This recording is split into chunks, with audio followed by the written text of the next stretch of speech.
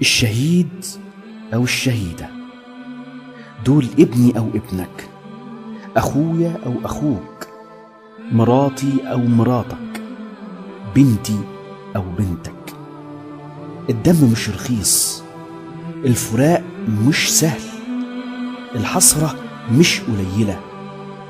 لو دول إرهابيين كانوا ما اتقتلوش وهم بيصلوا أو هم في مسيرة سلمية. لو دول إرهابيين ما كانوش طلعوا من بيوتهم وهم سلميين، ما معاهمش حاجة يدافعوا بيها عن نفسيهم.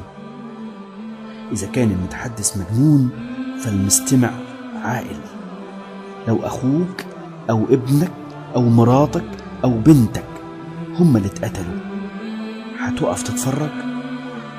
انزل وخليك مع الشرعية.